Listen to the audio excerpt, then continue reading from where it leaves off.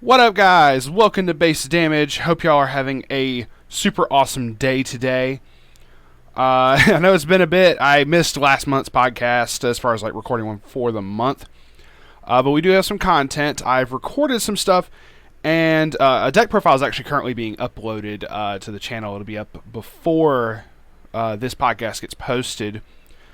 But yeah, no, it's been one heck of a month for sure. It's July now. I had a birthday, so I am much older, it feels, compared to years past. But no, we are we're over halfway through the year, and instead of doing a video where I do showcase like a set or like mostly updates, which we did get some stuff announced. So in the next podcast that I end up posting, we will go over some updates and whatnot. But something that's been on my mind and I actually wanted to kind of put it out there and put it into the world of YouTube / internet, wherever you get your daily dose of base damage, right? Now, for real, I really did have something on my mind and I've been wanting to talk about it a good bit. And I'm certain I've ranted about this in some way, shape, or form on the channel before. So while I have another video currently uploading, I wanted to record something, and this is what I came to.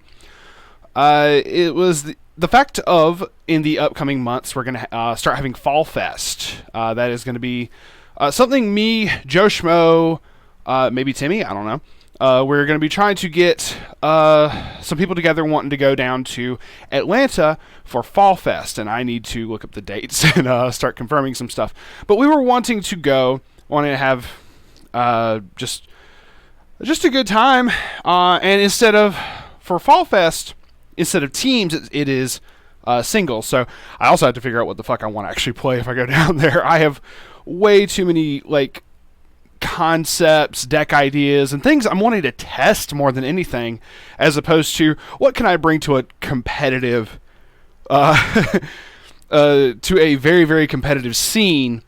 But when I got to thinking about that, I got to thinking about past experiences with a lot of competitive stuff, and I kind of want to put my thoughts out there for new players, for anyone who's wanting to get into the competitive scene of really any card game whatsoever. And one of the things that I have talked about a whole bunch, and mentioned on this channel a bunch as well. So let's get right into it. Billy rant number 1,463, right? No. For real, this is kind of a serious thing, and this honestly will apply to any type of tournament. This will apply to any type of card game that you ever decide to play. Whether you're a new player, old player, someone who passing whimsy of just wanting to get into it for the fuck of it.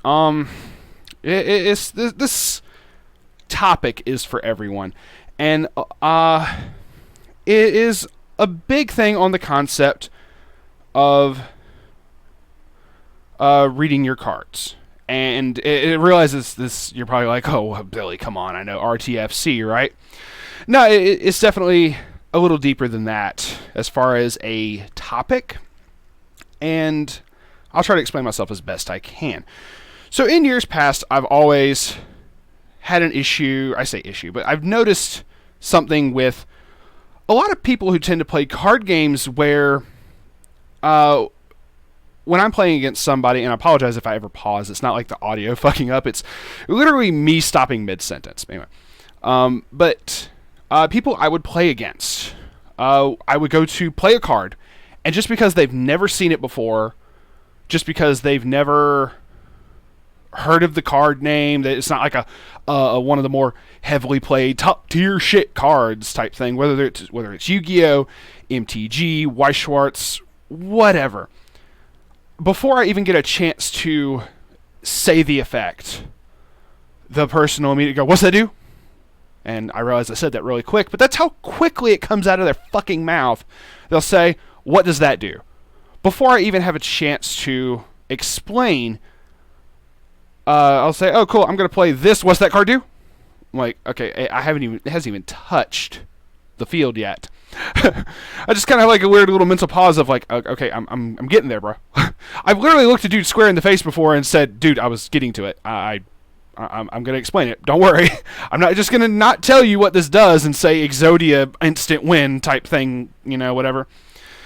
But a big thing of it I've noticed with where a lot of times my opponent just won't care to say, instead of saying, what does that do? They should be saying, hey, do you care if I read that? And it's something you yourself as a player should get into the habit of as well. You should not just ask your opponent what a card does, is the point that I'm getting at. You yourself should look at the card. You should ask, may I see your card? I don't care what rarity it is. I don't care if it's the most expensive signed card in the world. You need to say, I don't care if you don't know, if you know of like the card from MTG Black Lotus, but you don't know what the effect of Black Lotus is, and someone plays it on your ass, you need to say, okay, I need to read that card. I don't know what process, whether you want me to pick it up or you want to hold it in a picture frame, whatever process you want to go. I want to lay my eyeballs on this card and read the effect. There's several reasons I'm putting so much emphasis on this. Number one, your opponent may not always get the wording of the effect correct. I've run into an issue before. This specific example, I have so many examples for every single point I want to make for this. First example for this being where I played a card and I did explain the effect to my opponent, but they misunderstood. Admittedly, it was quite a bit of text up there. This was in the days of Yu-Gi-Oh! When I was playing a couple rogue decks. And it was definitely some effects that were not very well known. And basically the card in question, for anyone who even cares, if you don't care what the effect, if you don't care about the fucking game, I'm just going to try to give you the basic idea of it really quick. It was a card called Ultra Athlete Perfect Ace. And so yeah, it was like anyone who knows Yu-Gi-Oh! Yeah, fucking helmet deck, whatever. And it had an effect where once per turn during my opponent's turn, only during my opponent's turn, I could discard a card to negate the activation of an effect that my opponent has and destroy the card. So basically, was a very good effect for being able to stop any annoying effects that may pop off during my opponent's turn. But two things to this. It was only once that turn. It's only once, and it's only during my opponent's turn. Admittedly, it comes back up each time my opponent's turn comes around, but my opponent misunderstood this when I tried to explain it as clearly as I could. And he, going based off of just hearing what I said, it didn't process. And there's a reason for this as well, and I'm not fucking kidding when I'm saying I'm going to actually explain psychology to you in a moment here. And that is the fact of, like, how people learn, how people,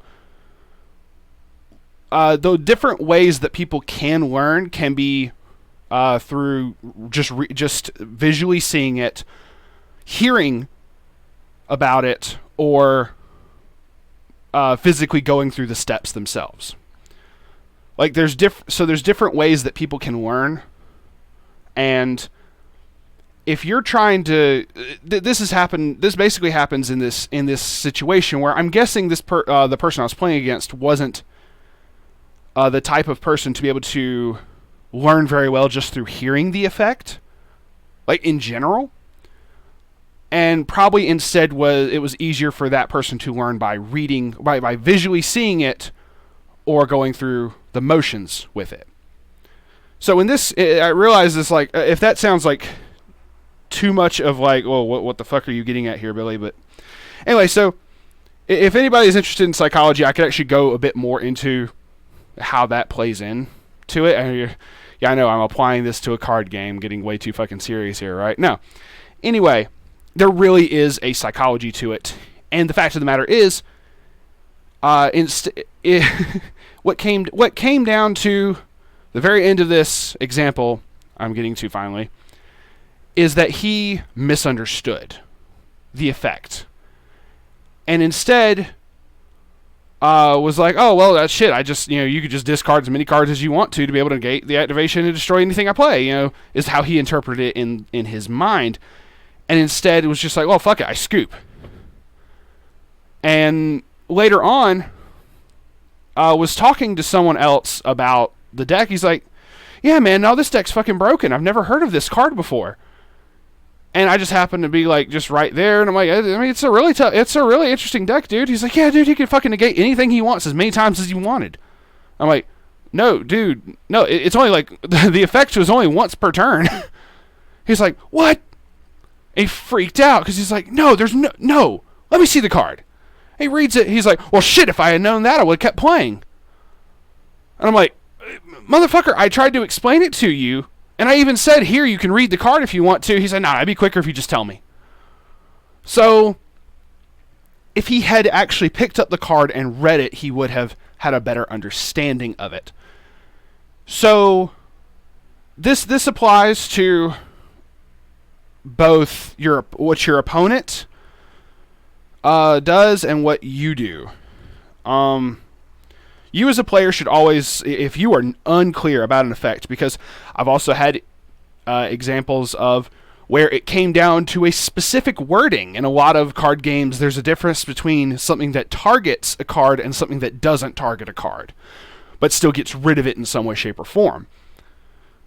And there will be different effects where, like, the card can or can't be targeted. In Weiss Schwarz terms, for a good example of this, like the Yami from To Love Ru, that has an effect where it can't be targeted by the opponent's cards. There are certain effects that do not target. For example, there's a level 3 Labrys from Persona that has a clock shoot effect, but it doesn't target, if I'm remembering this correctly. If I'm misremembering this, I apologize.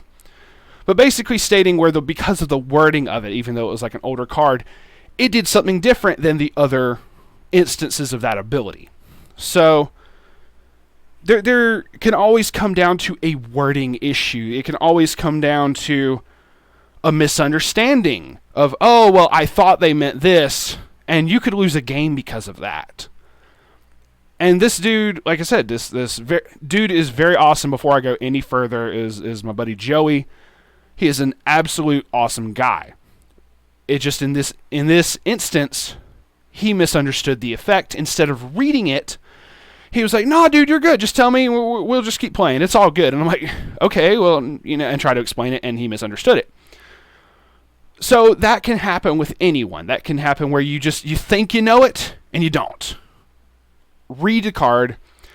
But this also goes the opposite way, where if your opponent does ask you what a card does, and they don't ask if they can read it, make them. I'm not kidding when I say make them read the card, because you don't want a misunderstanding. If you're the type of person that wants your opponent to misunderstand the card and purposely do the wrong thing and be like, oh, well, I do this. Well, I play this to counter it or whatever. Oh, that doesn't work. Well, what do you mean? Well, because of the wording here. But I thought you said, nah, dude, that's not what I said. And then it becomes a whole issue. The judge might get called. You might get... I've literally had buddies disqualified in tournaments because the opponent claimed that my friends didn't explain the effects completely and purposely tricked them. And the judge for that tournament would just be like, I'm tired of dealing with both of you. Both of you are disqualified. Get out. And so instead of letting any opponent try that on you, instead of letting any opponent potentially, like if you hand them a card and say, and for them to read, and they misunderstand it, that is on them. Because you can say that to the judge. If this... Worst case scenario, judge gets called and they're like, well, I didn't understand the effect completely. And you go, I handed them the card. They read the card. the judge is going to be like, is that true? Did you pick up the card and read it? And if they go, well, yeah, then more than likely, whatever the situation, whatever the reason that judge got called over there, the judge is going to rule it in your favor, because they're going to be like, hey, well, that's on you then if you read the card and, didn't understand it. It may not always work out that way, but you want to cover your ass. You want to always do what's best for you. And another thing on the topic of that, in the fact of going back to what I said earlier, where an opponent will just immediately, as soon as a card gets played, go, hey, what's that do? I don't know if this is done intentionally. I don't know if this is done as a tactic, but it almost feels like it, depending on the person. Everyone knows that one dude, quote unquote, that one guy at like a locals or whatever, that you almost wonder sometimes if they're cheating. Like, just, they, top deck, they just triple canceled, like 2 turns in a row. And, obviously, like, for Weiss, it's a bit more of a probability issue than a lot of other games. But when it happens consistently over and over and over, a good example of this being where I would play against one particular guy who would show up at our locals, and he would summon 3 characters. He would swing with the first 2 and would stop his turn right then and there. And I'd be like, well, what's going on, dude? You don't want to attack with the 3rd one? He's like, no, I'm good. I'd be like, okay. This looks weird, but okay, whatever. Go to attack. Top card would be a climax. And I would go, oh, okay. I can't prove that you're cheating, but now I know to watch out for this. So we couldn't tell. I honestly also wasn't going to really try it. It was locals, so I wasn't going to be as super serious about it. But I would proceed to tell the other guys playing there, like, hey, I don't know if this dude's cheating. Just watch your back. And that's something that you never know if someone's doing something shady, and by asking you what an effect does. I don't know if it's done as a tactic to like disrupt your thought process, because you got to think about it. If you've ever been test playing or whatever, and if you've ever been like, you've played a deck like 100 times, and okay, I do this, then I do this, then I do this, then I do this, and proceed to go on it. I don't know if that's done as a way to like disrupt the pattern in your brain and make you potentially misplay, or if it's a way to get you to slow play, because you got to think about the time that it is taking also for you to have to explain. You go to play, your opponent says, "Hey, what does that do?" And you go to explain the effect. They go, "Wait, so what if I do such and such?" Or they go to ask more questions, and it's taking much more time than is necessary for explaining maybe a card with like 1 effect, or maybe like a card with like 1 or 2 effects. And it's taken much more time. And that adds up, especially if it ends up happening multiple times in a game. It will eat up your time. And I'm not kidding when I say this. And I knew, going back to the thing about people who potentially cheated, I can't tell you how many times I've watched people win when the time would be up for the round, and they would go into what basically the I can words, I'm sorry. Give me 1 second. I gotta grab a drink. So much better. Sorry, Billy rants always make me do this. So I've seen a lot of people who it seems like they purposely slow play so that they can win when the time runs out for the round. Especially depending on the type of game. Especially after, one big example being Yu-Gi-Oh! When they changed how their rulings and whatnot worked for when time for the round was up, because people would keep playing much longer than intended and take way too long to play their games, that it would take what should have been like a round and maybe an hour and maybe a couple minutes for a round would end up taking an hour and a half, 2 hours, because the players are sitting there in time trying to, finish out like the last little couple turns that are allowed to them by the rules. And the rules ended up getting changed drastically. For Yu-Gi-Oh's example, it got to the point when time of the round was called. Players they had to finish whatever phase of the turn that they were on, and whoever's life points were higher, they won. So it got to the point where there was this whole issue of people purposely slow playing to drag out the time so that they could go, oh, cool, there's like 30 seconds left in a turn, or like in the round, I go to enter battle phase, and the opponent would be like, hold up now, before you get a chance to attack me and potentially get higher life points than me, I'm going to check every card in my hand, check every card on my field, in my graveyard. Let me check your graveyard as well, because I don't know if an effect could potentially do this. And would purposely slow play so that time for the round would be called right before a player would be trying to go into their battle phase to attack. And they could be the other player could be dead to rights. Like, they could have no field nearbout. Or, like, they know for a fact, oh, one hit and I'm dead. Anyway. And they would win because they would stall. Not because that's what their deck was based around. Because there's certain decks that they purposely stall because of, like, there was a card called Final Countdown that said after 20 turns after playing this card, you win the game. Done. So decks would purposely just, build up walls and not let your opponent do any damage to you. And just survive. So there's a difference between a stall deck tactic and what I would consider honestly cheating. I realize it's not, by the rule book, it is not cheating. But it might as fucking well be. You're taking advantage of a new ruling so that you can win.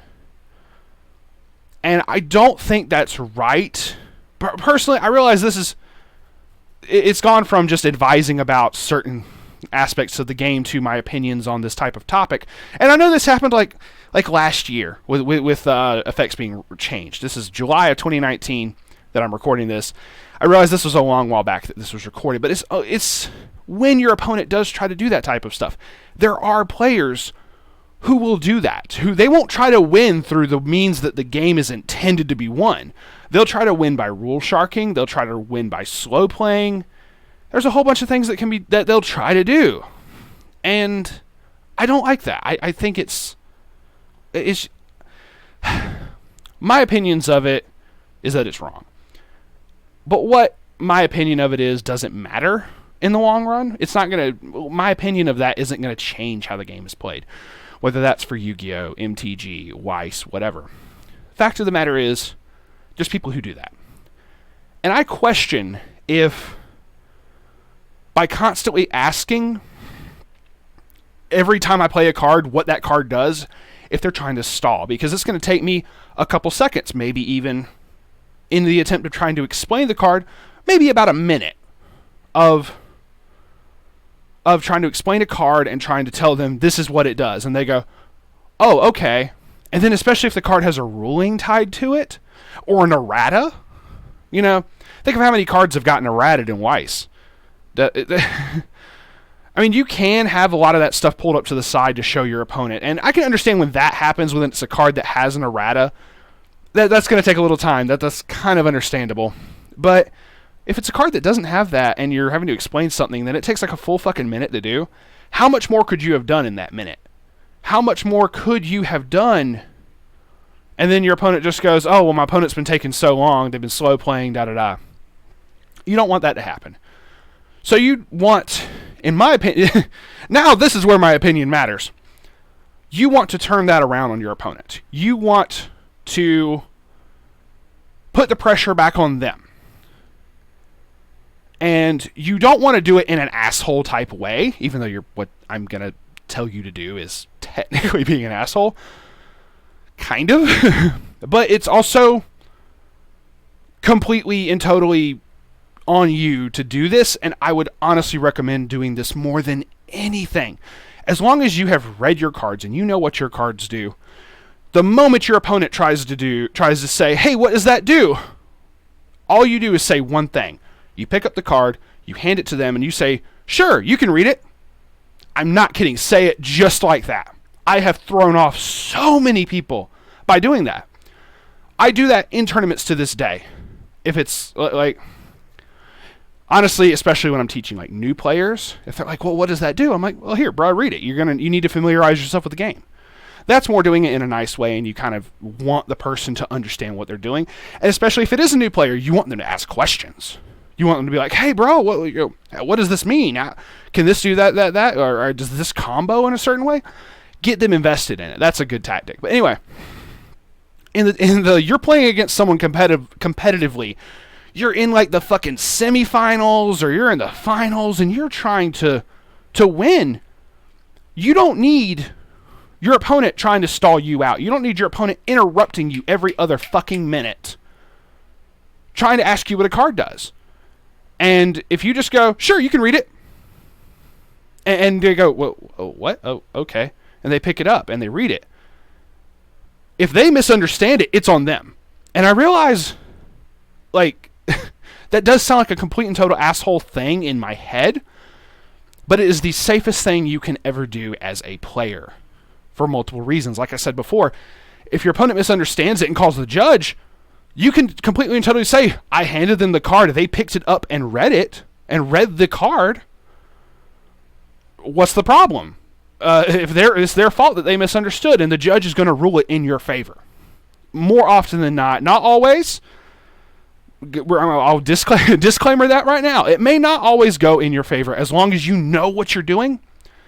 Especially if you have played this deck, like whatever deck you're playing. If you have played it from day one, you know it, the ins and outs to every single combo in there. You know every card ratio in your deck like the back of your hand. Then you should have no problem in your confidence of what your deck does. If you have the confidence of, you know this ruling, but your opponent is trying to like mess with you, trying to disrupt you, you don't need to waste your time explaining. Honestly, while your opponent is reading the card, use that time to your advantage and try to figure out, okay, what do I play next? What do I do next? And try to sit there while they're reading the card, even if it's just a few seconds, and try to go ahead and run it through in your head.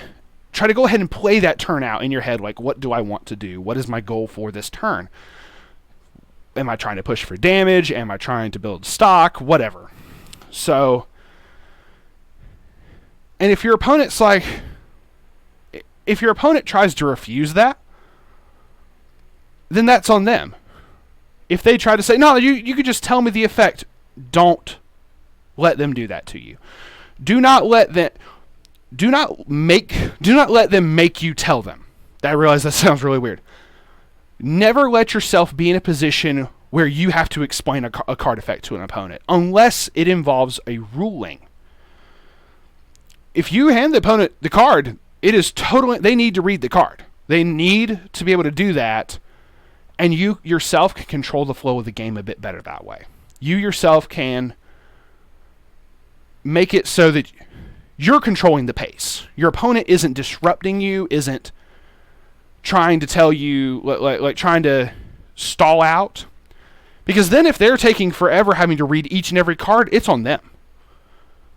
Because there's not just winning the game, there can be, like, if you view it the same way as I do, there is a moral battle. Not just the card game battle, there is kind of a moral battle to it as well.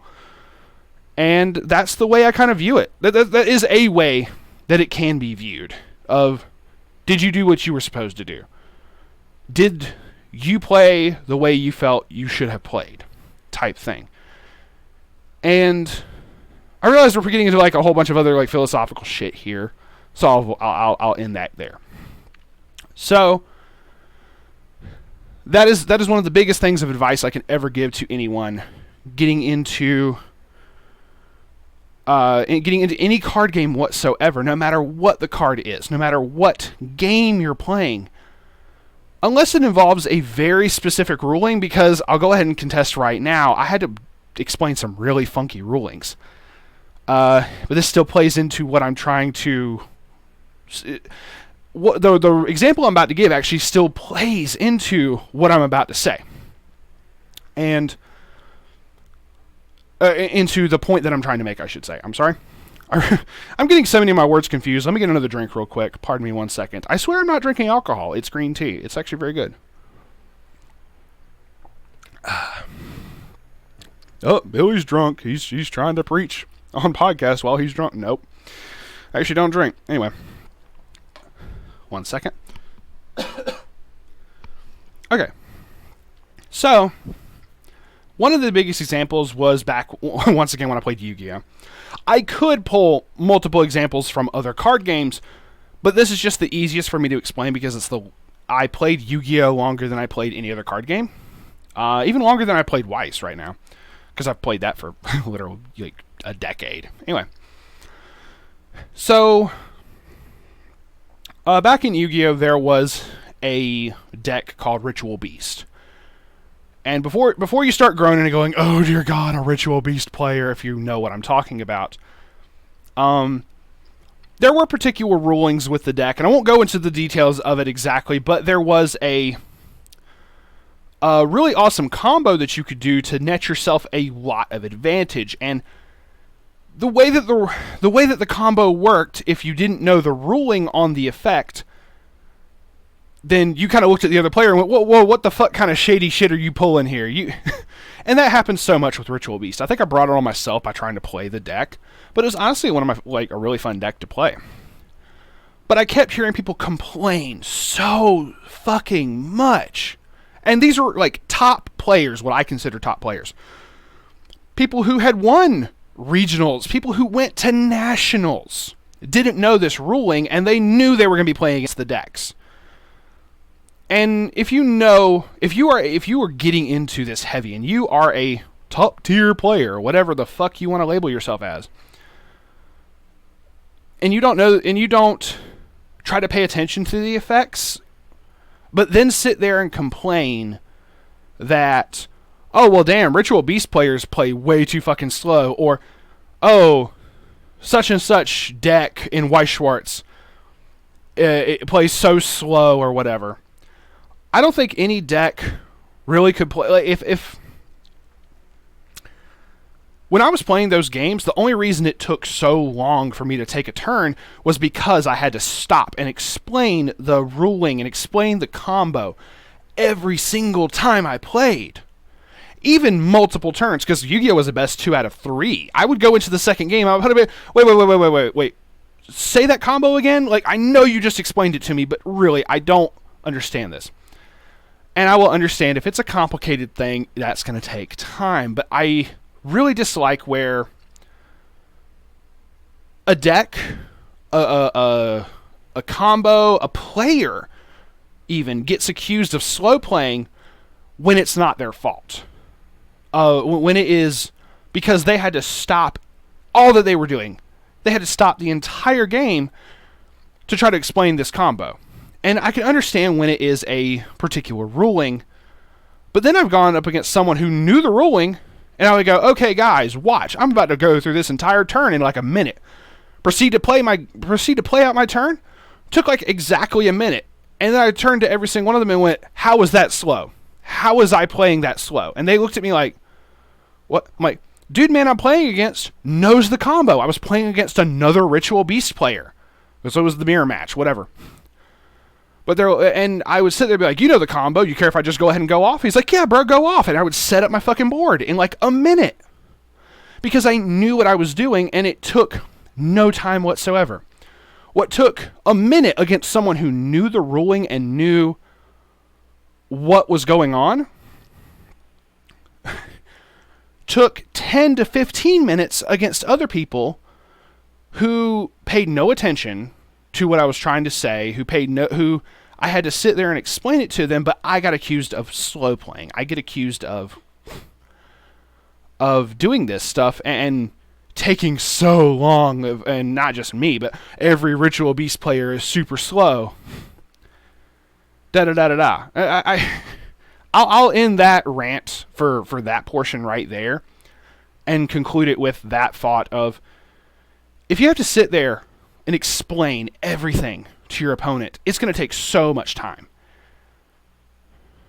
And I understand when it's a complicated ruling, but if there is no ruling behind it, don't give them the time of day. Just hand them the card. Cool. If it's got an errata, absolutely, you have to explain an errata to the opponent if it occurs, because not everyone looks on the English Weiss site like I do, checking for erratas every couple days. Not every person is going to know all of these combos and go, oh, well, because this happens, you technically can do such and such and such. For any game. This doesn't matter if it's Yu-Gi-Oh!, Weiss, whatever. It does not matter what... It doesn't matter about that. So, if it's a ruling thing, absolutely. You hand them the card, though, you still say, sure, go ahead, read the card first, and then I'll explain the ruling to you on it. So, they get the idea in there. They read the card still, you've covered your ass. That is the important thing for this, because of how many people who will try to take advantage of it. And it's dumb. It's dumb that has to occur, that I'm sitting here having to explain this and tell my opinion on this because of people who just won't read the card. And I realize I sound super fucking salty at this point, and I apologize if that's the way it's coming off as. So I'll end the salt rants right here and just go back to what I was explaining. So it is the fact of, if there's no special ruling and your opponent asks what a card does, always just tell them, sure, you can read the card, hand them the card. If it's still got a ruling behind it, do the exact same thing, but then let them read it, then explain it. That way, you've covered your ass. You have done what you're supposed to do. And especially if it is like an errata or a special ruling, and you know that you've done what you're supposed to do, it can't come back on you. It's going to play in your favor. It's going to work out so much better. It's one of the biggest issues I've had with... I realize this issue I'm talking about is more card game etiquette than specific rulings. Specific, this is in the playbook type ruling.